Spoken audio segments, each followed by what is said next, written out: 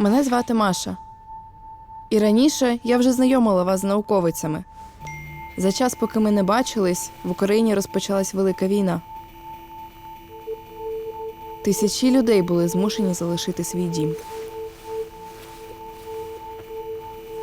Але ця історія про науку всупереч війні.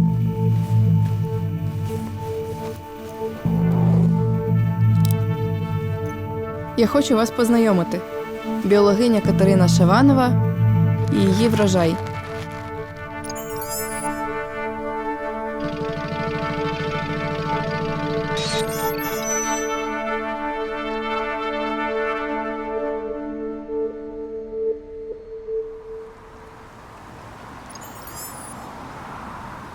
Звичайна весна, їде трактор. Ядерний апокаліпсис, їде трактор. Війна, їде трактор. Торнадо, їде трактор. Ну, тобто сільське господарство, воно дуже залежне від погоди, але насправді воно таке, сіємо. Війна, сіємо.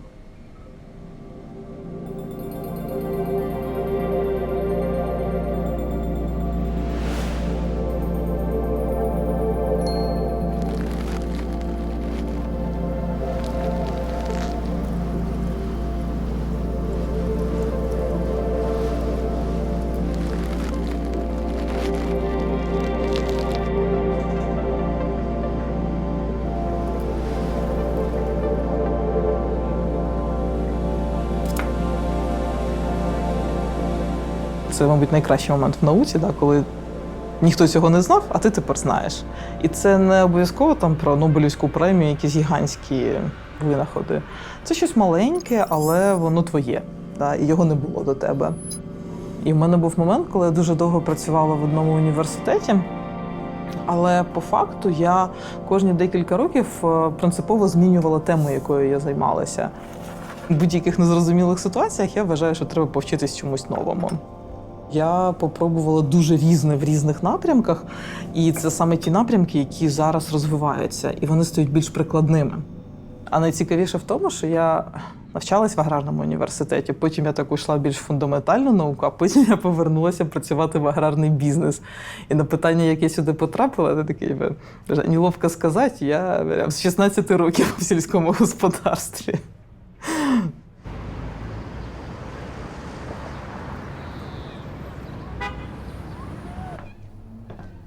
Це моє робоче місце зараз, і вже останні майже 3 роки.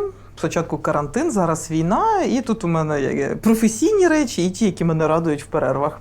Мої хобі – китайська атомна станція. Це мій улюблений набір книжок про українську мову. І тут є чути українською, бачити українською, і ще є перемагати українською, яку я ще не прочитала, але дуже планую. Це ми були в музеї космонавтики, коли у нас була моя остання виїзна конференція за кордон. Це теж велика частина моєї роботи. Мій колега В'ячеслав, який зараз в ЗСУ, наші партнери, теж які частково зараз в ЗСУ і продовжують працювати. Це такі теж пам'ятні моменти.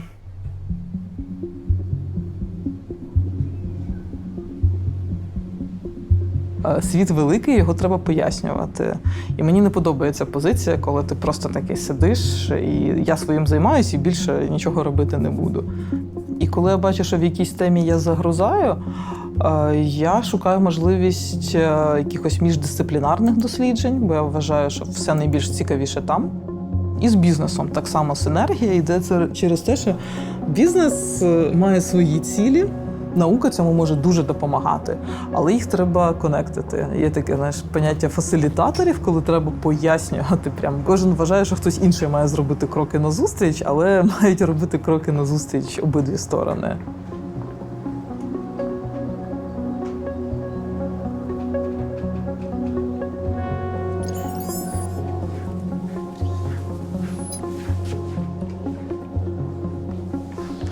Я щиро вважаю, що наше сільське господарство – одне з найбільш інноваційних в світі.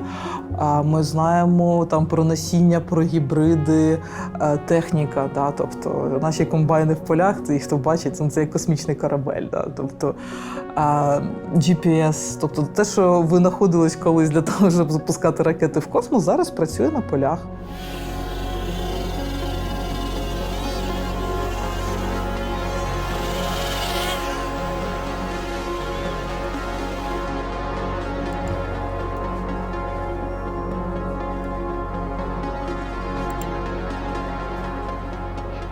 Те, що цікавить бізнес, це врожайність. І знайти оцей баланс, як там сталий розвиток, да, коли ти вкладаєш в те, щоб ґрунт залишався. Да. Хоча б не гірший, побажано кращий, ніж він прийшов до тебе. Це такий трохи момент філософський, але я завжди теж кажу, що сільське господарство, воно дуже циклічне. І як би не склався рік, завжди буде наступний.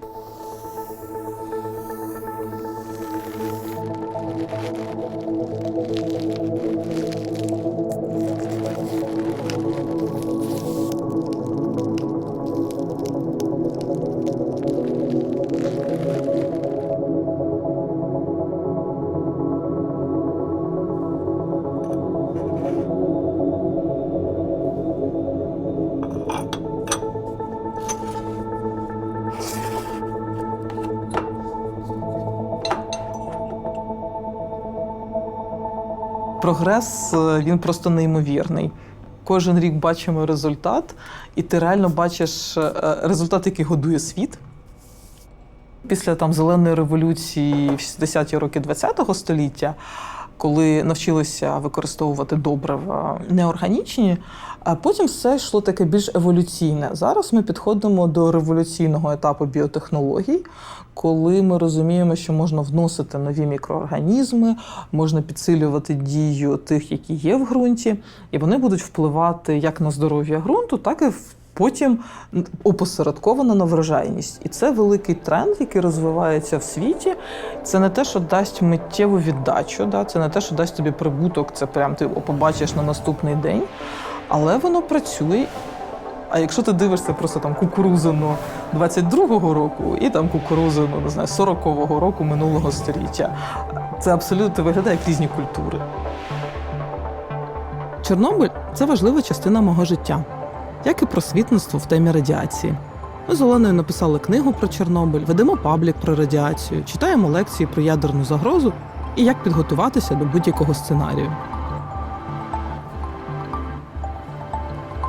Я в Чорнобиль продовжила їздити у відпустку на вихідних, тобто я знаходила час для цього. Ми почали писати книгу про Чорнобиль під час локдауну. Потім у мене є мистецтво, я люблю малювати.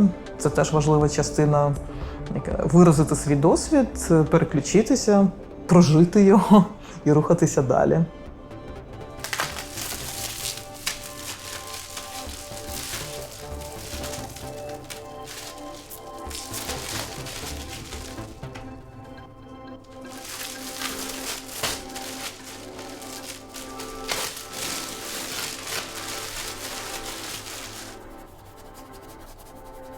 Жінка в науці, скажімо так, за останні 100 років стало набагато простіше. Жінок дуже багато, викладачів, да? Але зазвичай це закінчується на рівні доцента. Якщо подивитися професорів, жінок набагато менше. Якщо подивитися на деканів, набагато менше. А ректорів жінок в Україні одиниці. І це такі бувають дуже маленькі моменти, на які я їх не завжди помічаю. Якщо якась нарада, і треба секретаря наради. Тобто, 100%, якщо там сидить 10 людей, одна жінка, то секретарем наради назначить жінку. Я отримала вищу освіту, в мене ступінь науковий, я вільно пересуваюся світом, у мене може бути банківський рахунок. Дуже смішно казати, що ти не феміністка, користуючись цими досягненнями.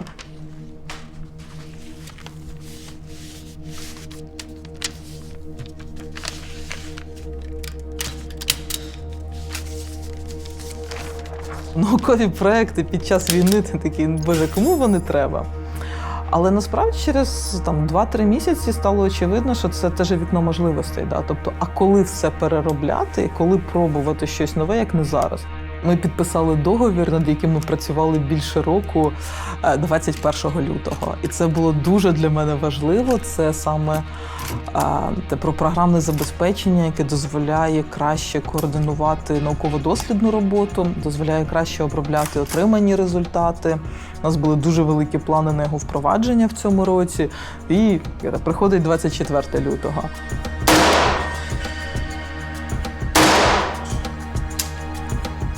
На початку березня ми не вірили, що в Чернігівській області можна посіяти щось. В квітні Чернігівська область сіялась. Тобто, і ці плани, вони реально як прогноз погоди, вони мінялися весь час залежно від бойових дій. Вразили ми мішень все-таки противника, а не директора школи. По другій мішені також бачу, що ви впорались все ж таки. Я вас вітаю. Дякую. Ви молодець. Так, я б хотіла займатися виключно наукою. Я не військова. Але в часи війни я хочу вміти захищати себе. І коли ми зможемо повернутися до таких нудних досліджень в Чорнобилі, до нудних досліджень в полях, таких, знаєш, по-хорошому, коли ти їздиш на якісь дні поля, дивишся, що там нового виросло, порівнюєш з попереднім роком, там, порівнюєш з колегами, де в кого більше заміновані поля, порівнюєш, в кого врожай кращий.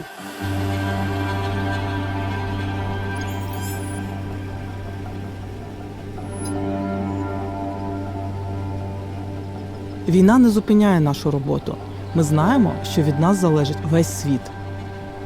Наші поля частково заміновані, забруднені уламками та вирвами снарядів. Частина біля лінії зіткнення.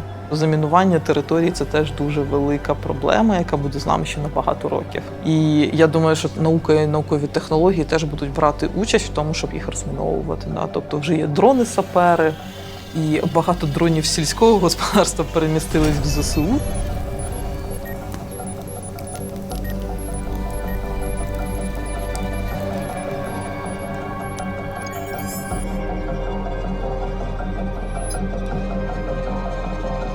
Працівників багато пішло працювати. Танкісти і трактористи – це одні й ті самі люди. І як знайти баланс, щоб сіяти і захищати.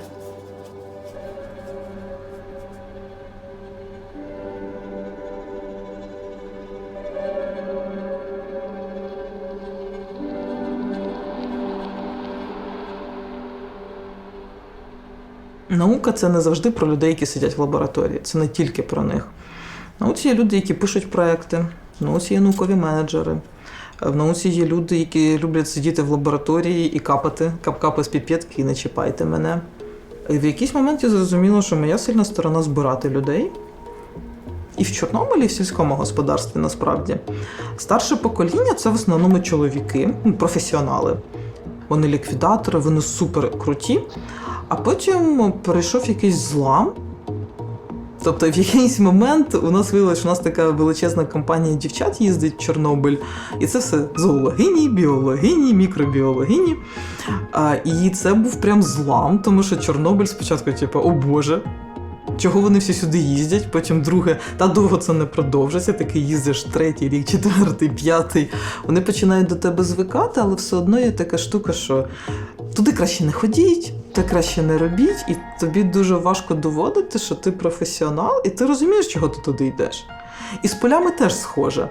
Тобто дівчат-агрономів не дуже багато, тому що це важка робота. Тому що це якісь умови, які там не дуже зручні, і дівчата вам не сподобаються. А замість того, щоб робити більш зручні умови, ми говоримо, що хлопцям і так норм, а дівчата, вам буде важко. Це змінюється потроху, але, звичайно, що до паритету ще дуже далеко. Так, ну що, відпочили? Так. Починаємо. Угу. Блінчик тримаємо перед собою, опускаємось, робимо вдих і на підйомі робимо видих. І на 20 разів. Спорт для мене – це можливість переключитись та видихнути, підтримати тілом мозок.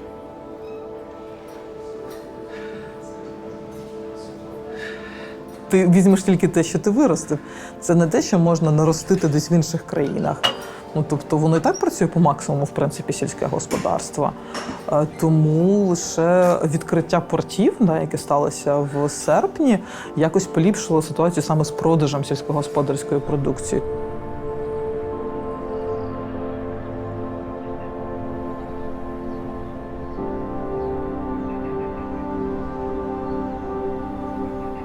Сільське господарство ти не можеш перенести в іншу країну. Ми не IT-бізнес, ми базуємось на цій землі, на цьому ґрунті. Ми тут. Тобто, і ніхто інший тут не посіє за нас. І ми в інших територіях теж нічого робити не будемо. Тому якось так. Ми на своїй землі, в своєму праві, тому ми сіємо. Катерина працює над підвищенням врожайності основних культур, поєднуючи науку і бізнес. Поля на деокупованих територіях сильно постраждали і потребують інноваційних методів відновлення. Це напрямок її роботи. А ще Катерина написала книгу про основи радіаційної науки разом з Оленою Паренюк, іншою нашою героїнею. Ми побачимось з Оленою, потрапимо в Чорнобиль і дізнаємось більше про радіобіологію в наступній серії.